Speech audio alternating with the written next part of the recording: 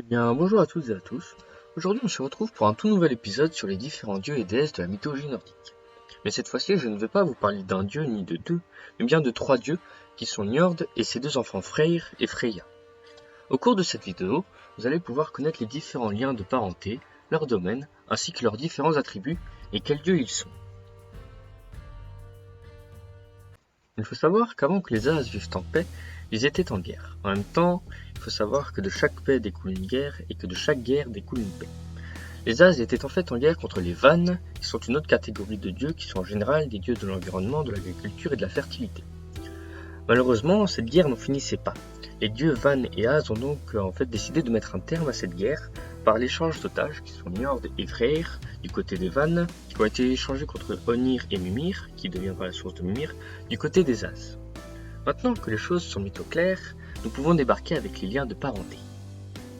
Comme vous pouvez le voir sur votre écran, j'ai fait un petit arbre généalogique pour que vous puissiez mieux comprendre leurs liens de parenté. Njord est donc le père de Freyr et Freya, et il a pour femme Skadi qui est la fille du géant Thiazi. Freya comme mari tout simplement le père de tout Odin, avec qui elle aura pas mal d'enfants, trois qui sont Odur, Balder et Hermod.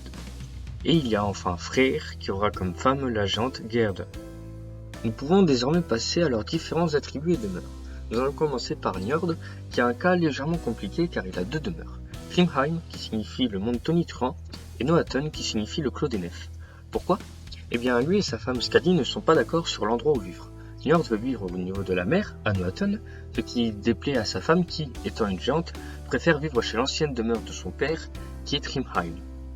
Ils ont donc conclu un accord où ils passeraient 3 jours à Noatun, en déplaise à Skadi qui ne supporte pas le chant des oiseaux, ici les mouettes, et 9 jours à Thrymheim, n'en déplaise cette fois-ci à Njord, qui ne supporte pas le hurlement des loups. Ces 3 jours et 9 jours correspondent aussi aux différents mois de l'année chez les Scandinaves. 3 mois d'été, avec la plage, les oiseaux, la chaleur, etc. Et 9 mois d'hiver, la montagne, le froid, les loups, etc. Et il n'a qu'un seul attribut qui sont ses beaux pieds. Et c'est pas une blague, c'est comme ça que Skadi a choisi Njord, pensant que c'était les pieds de Balder. Sinon, il est le dieu de la navigation et il contrôle la mer, le feu et les vents. Il est donc invoqué pour avoir une bonne pêche et une bonne navigation. Freya, quant à elle, vit dans sa halle nommée Sesrumnir qui se situe dans sa demeure appelée Folkvang. Elle possède également un char tiré par 2 chats, le collier de Brisingar, le sanglier Ildisvisni, et enfin, elle peut prendre l'apparence d'un faucon. Freya est aussi la déesse de l'amour sexuel, de la fécondité et du mariage. Elle est considérée aussi comme la plus glorieuse des As et elle se partage avec Odin les défunts morts au combat qu'Odin emmène lui au Valhalla et Freya dans sa halle Sesrumnir.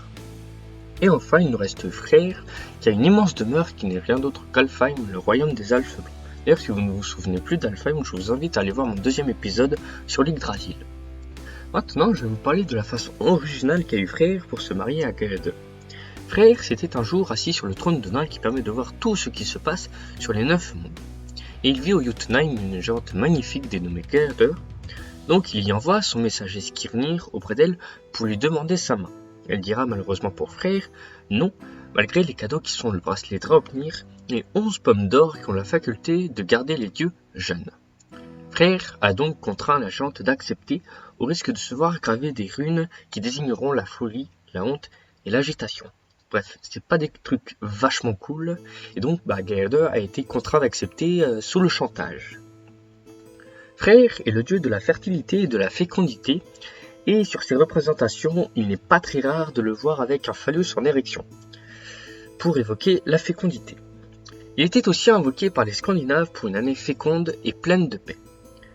Freyr a un total de 2 attributs, que l'on a d'ailleurs pu voir auparavant.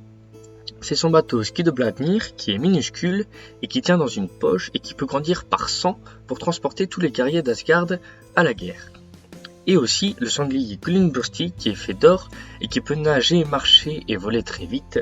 Mais Gullinbursti, je vous en avais parlé dans le précédent hors-série sur Thor. Et voilà, c'est ainsi que s'achève le 3e hors-série qui, je l'espère, vous aura plu. Et je vous invite donc, comme d'habitude, à me dire en commentaire ce que vous en avez pensé, le pouce bleu, etc. Bref, à force, vous devez connaître la musique. Et je vous dis cette fois-ci à la prochaine pour un futur épisode.